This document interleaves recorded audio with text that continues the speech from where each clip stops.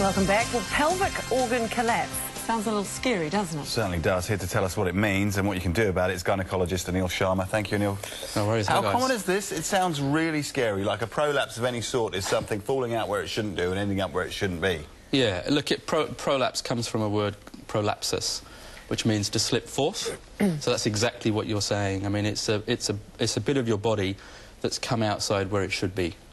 Very common. About 1 in 3 of all women at some stage in their lives will have symptoms of a prolapse. Good grief. Yeah. What sort of stage is it? After childbirth, when they get older? What? Some of the sort of unfortunate ones, it will happen soon after childbirth, but if you wait 6 months, those feelings of dragging and heaviness will all go as the body heals after childbirth. So usually it's not something you see in younger patients. You usually see it after the 50s. Because then after the injuries that childbirth does to the structures and the nerves, menopause also causes weakness in the tissues as well. We get it all, don't we? Hey? Yeah, that's us all. girls. Yeah. Are there varying degrees of it? Yes, very much so. So you can have a mild prolapse where only some of the vaginal walls have come down a little bit. And we sort of put it into stages, stage 1, 2, 3 and 4. And stage 3 is when the whole uterus and vagina is sort of turning inside out. Can that just sort of happen as you're going about your business? It can. It usually happens very gradually over many years. But it can also happen suddenly. So you're out in the garden.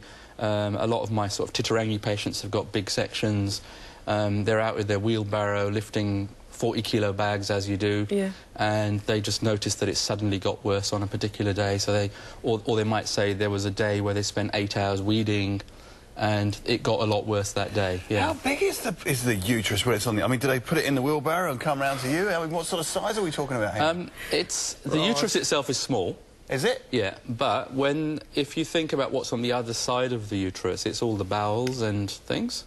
So as the uterus pushes down and the vagina starts to turn inside out, all the bowels from above and the bladder and the front part of the rectum also bulge down. So you'd be forgiven if you saw a full-blown stage 3 or 4.